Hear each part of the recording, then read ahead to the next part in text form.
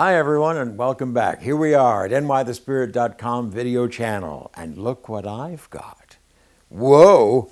It's called Transformation and it is the latest from FM. And today we have the pleasure of talking with Cameron Hawkins.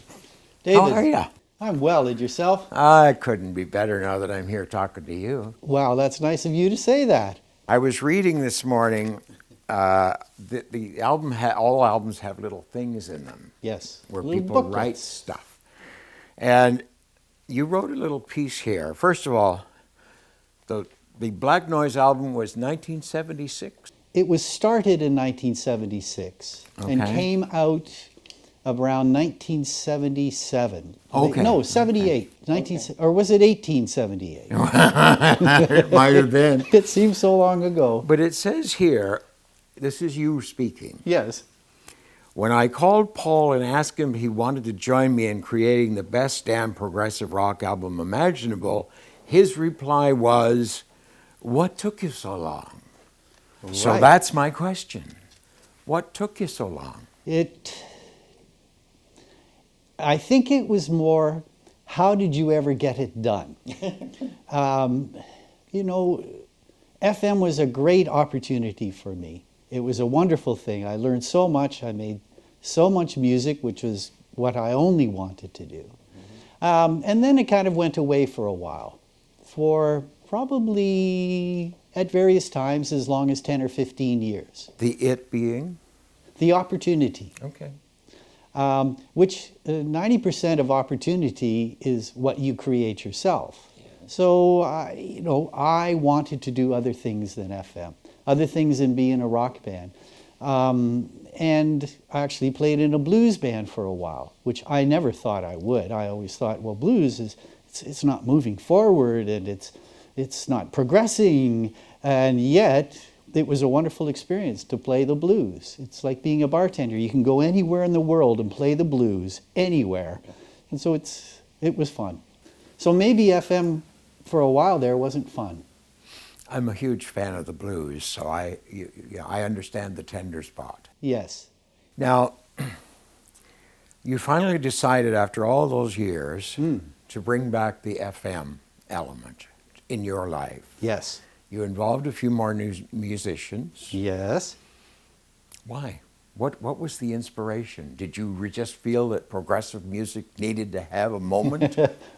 And I would save it from its... No, I thought I reached a certain age with a 6 in front of it and said, if you ever, to myself, if you ever wanted to do something that you enjoyed doing before, exactly what are you waiting for?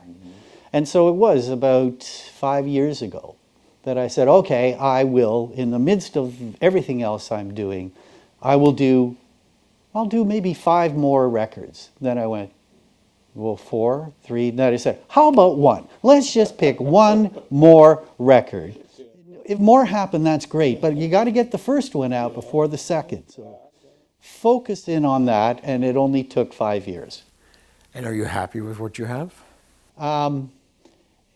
We finished the record in early January, and I think there was a sense of relief. There was a sense of having accomplished something, but what we didn't know then is how other people would take it. So the 50% of it that is, oh, it's done, and yeah, it's good, and boy, we gave it a great shot, and we're very proud of it, is only 50% of it, because what you really want to know is, how will the old FM fans like it? And will it attract new fans? Will it live up to what we think its potential is? In your writing, you've made a fair meal of the business and the idea of progressive rock, progressive music. Yes. What is progressive music to you? It started for me in the mid-60s, 1960s. Yes. I was a youngster in high school, and I loved music. Both my parents were musical. I was studying cello at the time, and a bit of piano, but cello mostly. And we were playing the Bach Brandenburg concertos. which are fabulous, small chamber orchestra piece, lots of lively. They're basically dances. So they, you know, I could hear them. I could hear them. I could feel it. It wasn't just something I was learning. And then in I guess it would be about 1967, Keith Emerson's first band, The Nice, who played a jazz rock classical fusion, if you like, something new and different, not, you know, not the Cowsills. And at the same time, Walter Carlos Yes. created an all-electronic version. And all three of these versions of the Brandenburg Concerto No. 3. There was the all-electronic, there was the jazz rock version, and then there was the classical. And I went, wow, this should all be able to live together in one world. And right about the same time as when Procol Harum started and the band started, and up came something called progressive rock. I didn't know what it was called back then. It didn't have a name. But it was something I wanted to be a part of. That era probably would have also been Van der Graaf generator? Van der Graaf would have Early Floyd? Early Floyd, you know, Like Sid and Barrett right Floyd? about the same time. So I had a bunch of friends at school, and they were all, many of them were studying music too. Music was really the most important creative source of energy in our lives back then. TV to a certain extent, but music was something that was progressive as we were growing up. And then one day we came home from school, and we used to gather in each other's recreation rooms back there. Imagine, they had no TVs. If they did, they were black and white. And we turned on the radio. And one day we turned on the radio, and we heard a Scarlatti Sonata followed by Inagata Davida, followed by this. Yes. And what were we listening to? We were listening to an FM station that 3 weeks before had, I think, been classical only. And so there you go. That's the source of the name of the band FM, was that FM meant more different kinds of music altogether without prejudice and open ears. Now, you see, you just answered a question that I was going to ask, so that I always wondered about that. Was it frequency modulation? It was, Chum FM was the first station, and you know, and that spread like wildfire. Oh, yes. Everybody was, have you heard that station? And it took off, it went. It was perhaps faster than a social media, you know, super hit. There's a name for that, it escapes me right now. Viral. It went viral before there was a network to go viral. Yes. Well, I was in the first part of the Chum FM experience. I was at Chum FM in Montreal. Right. Doing the exact same thing. Same thing was happening there. And eventually I ended up here at Chum FM. Right. And in those days, I wonder if this was part of the progressive element. The DJ would come in and have thousands and thousands of albums to choose from. Right. And he or she would be allowed to choose from those. Is that part of the progressive element? The choice? Progressive thinking, perhaps? Spontaneity? Yes.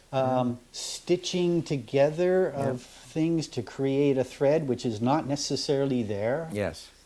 So it's music that is by no means mindless, but it can be heartfelt, it can be thoughtful, it can be really a lot of different things.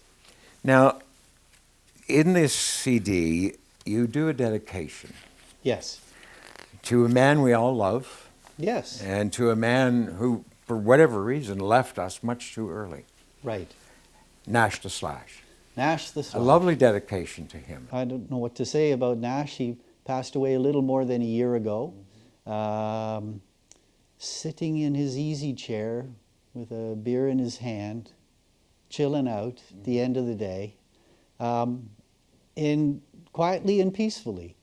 So he's gone, but he went in a very classy way as far as I'm concerned. You know, as we get closer to that day, whenever it's going to come, you wonder how it's going to go. And certainly my life would have been a lot different if I hadn't met Nash. And then looking back, I listened to what we did. I can hear it. That's a very good way to look back and reminisce. And I think that it was a fantastic thing that we met, and that when we played together, great music was made all across Canada for many, many years. And we had a tumultuous relationship, of which many creative relationships are. Absolutely. But in the end, we can look back, or we did look back, and share the success. And I'm sorry that he's gone. I'm sorry he's not around to continue making music. I think we all are. We miss him. He was a wonderful guy. The Love Bomb, Universal Love, there's a fairly upfront violin, if you will. Yes. Solo. Is that an homage? Well, everything's an homage to Nash that's FM. I mean, it's not the Cameron Hawkins band. In fact, right now, the next generation FM, which consists of myself, Paul DeLong, Edward Bernard, and Aaron Solomon. Yes. 2 violinists. One who plays mandolin and violin and viola, and the other who plays violin. Yes. And so, the Nash was, of course, very talented on mandolin and violin. Mm-hmm. These are not keys that are going to get you top of the pops.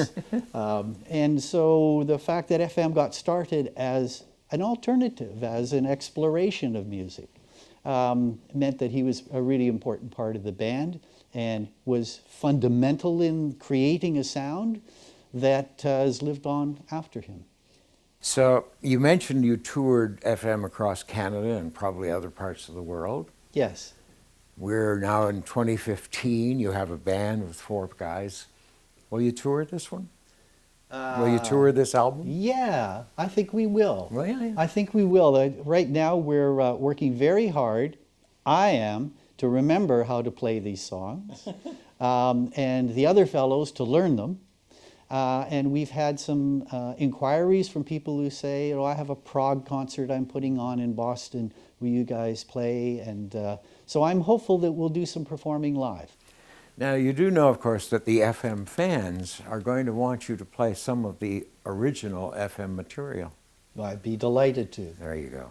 Absolutely. In fact, the other 3 people who joined the band joined it for one reason only, that they loved the music, and that for the 2 violin players, who are a couple of generations younger than Paul and myself, they saw us at Maple Leaf Gardens opening for Rush, or we played their high school or something. Yeah. So for them, there's a fulfillment there, or an opportunity, and I'm very happy to have the new life in the band.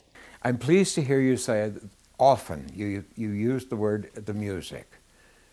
It's about the music, isn't it? It is. It's about when you create something, you hand it over to the world, as we were talking about earlier.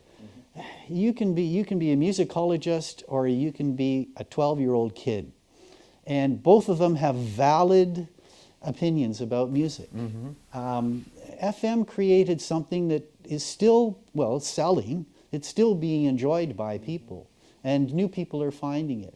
And we felt we owed a debt to that thing called FM to keep it going. Thank you. Thank you, David. It's a pleasure to know you, and thank you for coming in and chatting with us. Likewise, a pioneer of progressive radio.